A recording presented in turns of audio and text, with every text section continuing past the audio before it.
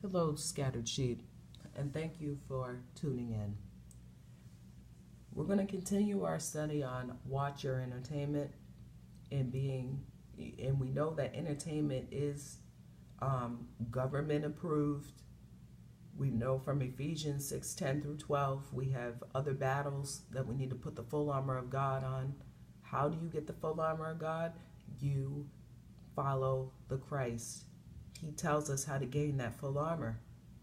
And he tells us how to gain that in a way that we understand, several ways. So going on to this, entertainment is worldly.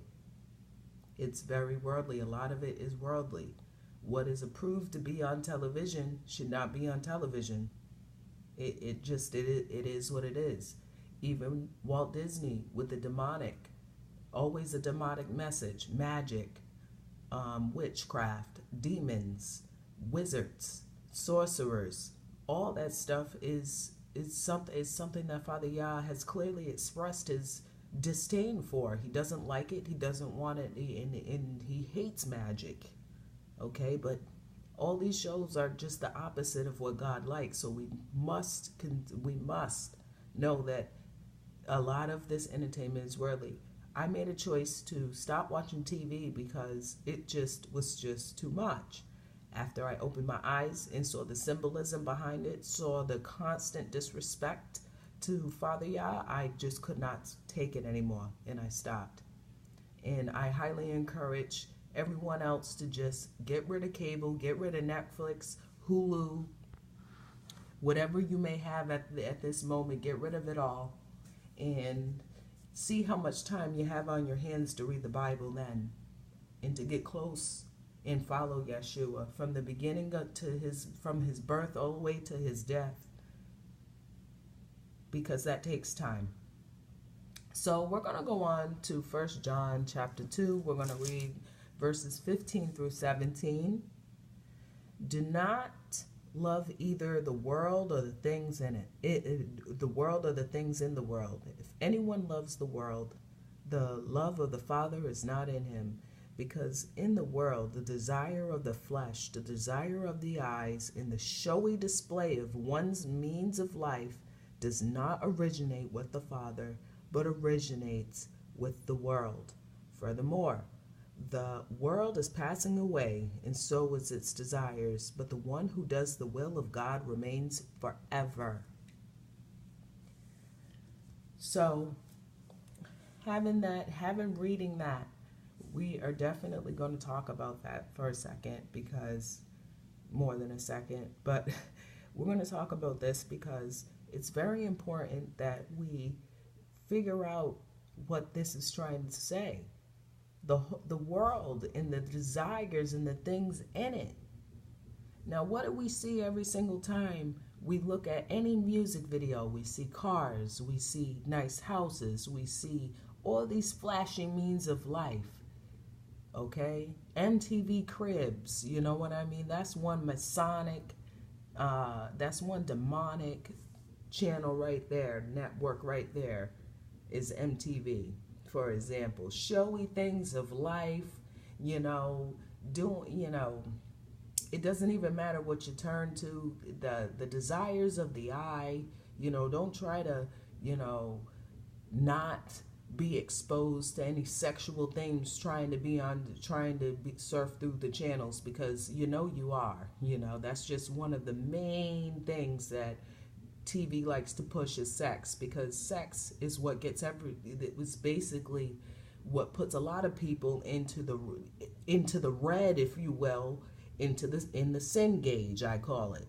Okay? And that's one thing that television loves to push is sex, drugs, high lifestyle, fast money, things that just in the real world for the rest of us could lead to jail, prison, death, and Lord knows what else.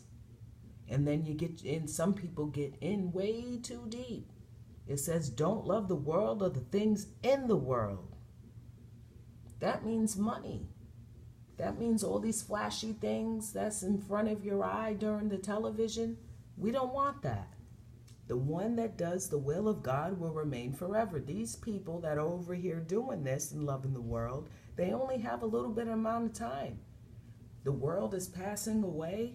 Yeah, even scientifically, the world is passing away. And once the world passes away, the things are going to go in it, go with it. But who will remain forever? Those doing the will of God. We don't have to worry about death at the end of the day. At the end of the day, we're doing the right thing, and we're not loving what's of this world because we know this world is going to go. Okay, so now we're going to go on to 2 Peter chapter 2, verses 5 through 8. Okay. Where's my 5? Okay, here it is. And he did not refrain from punishing an ancient world, but kept Noah, a preacher of righteousness, safe with 7 others, when he brought a flood to the people. And by reducing the cities of Sodom and Gomorrah to ashes, he condemned them, setting a pattern for ungodly people of things to come. And he rescued righteous Lot, who greatly distressed by the brazen conduct of the lawless people. For day after day that righteous man was tormenting his soul over the lawless deeds that he saw and heard while dwelling among them. Wow. Because sometimes I feel like Lot. Sometimes I feel like, wow, all these, like nobody cares about Father Yah's word. Nobody cares about getting judged and going into the lake. Nobody. Nobody knows about the Christ. Nobody knows how to act. People are acting without understanding. You see, and then I'm like, oh, why do I have to live this way? Why can't I turn on the TV and not see sex, drugs, and mayhem? Nudity and pornographic things. Why can't I do that? Because like Sodom and Gomorrah, Lot couldn't do it. But the point of the matter is that Father Yah saved the ones, the 1% that went and chose him. No matter what disaster may happen, if you do the right thing and you follow the Christ, you will be saved. We know by Father Yah's track record here. He saved Lot. He saved Noah, but he destroyed everybody else because they were acting lawless and ungodly. For those people that say, oh, nothing's going to happen, da-da-da-da-da, I laugh in their face because even scientifically, something is going to happen with this earth. It is passing away. Look at all the drill points they have. Watch Dutch Sense. The oil and the drilling and the destroying of the earth constantly, and it's supposed to last forever? Not with all this abuse, no. Something's going to happen. We must have our houses in order before this happens. Scattered sheep. Getting rid of your entertainment, I'm telling you right now, you can even feel the lightness of your soul going up to, doing what it needs to do. I got rid of Facebook, a lightness on my soul. No more of a burden. It was like a yoke was taken off my neck. And this is hard because I was in high school when they started this social media thing. So I got brought right into it and stayed in it for a very long time. Okay? I'm going to be honest with you all. It's a way of programming. It's a way to get the sheep where they want them so that way they can slaughter the sheep later on. Okay? So I want everybody to think about that and do not love the world and the things in it, because it's not going to do us any good to go after what we see on TV. It's not, scattered sheep, because